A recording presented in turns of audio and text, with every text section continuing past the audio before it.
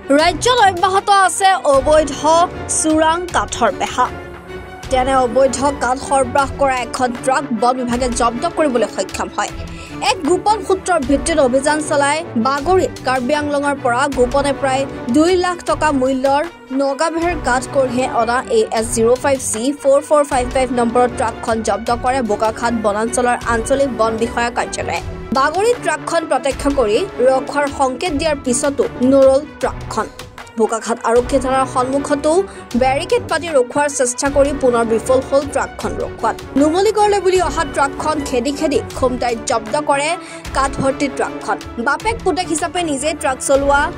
দেৰগাঁৱৰ টাইনিছৰ নাথক আটক কৰে যদিও লগত থকা পুত্ৰ চালকৰ আসনত থকা ঋতুৰাজ নাথ পলায়ন কৰিবলৈ সক্ষম হয় টাইনিছৰ নাথক আদালতত হাজিৰ কৰাৰ পিছত জেল হাজতলৈ প্ৰেৰণ কৰে বন বিভাগে অধিক তথ্যৰ বাবে অনুসন্ধান অব্যাহত ৰাখিছে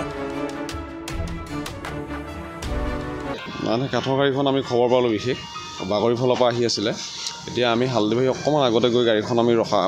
লগ পালোঁ ৰখাবলৈ মানে আমাৰ ছিগনেল দিয়া হ'ল গাড়ীখন নৰখালে তাৰপৰা আমি বেৰিকেড পাতিলোঁ পানবাৰীত ৰখাব নোৱাৰিলোঁ তাৰপিছত বোকাখাত থানা সন্মুখত পাতিলোঁ বেৰিকেড ৰখাব নোৱাৰিলোঁ গৈ খুমটাই এই বাগান এখনত থোৱা হ'ল বাগানৰ ভিতৰত ভৰাই দিলেগৈ গাড়ীখন ধৰা হ'ল এজনক ধৰা হ'ল এজন পলাই গ'ল ড্ৰাইভাৰজন ড্ৰাইভাৰ মানে বাপেক পুতেক হয় আৰু পাছত গম পাইছোঁ ড্ৰাইভাৰ বাপেকৰ নাম আছিলে টাইনিছৰ নাথ আৰু পুতেকৰ নাম আছিলে ঋতুৰাজ নাথ কিমানমান টকা ইয়াত কাঠ হয় 2 লাখৰ ওপৰত হ'ব চাগে আনুমানিক দেই এতিয়ালৈকে এইখিনি এম চাও নগাভে ক'ত নি আছে গম পাই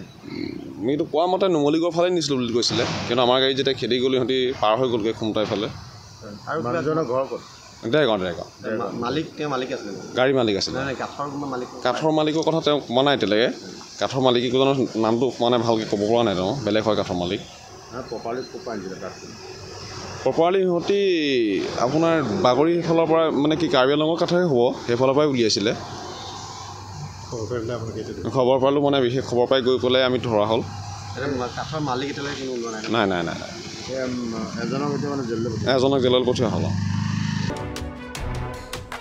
বোকাখাতৰ পৰা সন্দীপ পানিকাৰ ৰিপৰ্ট এনি ভাৰত 24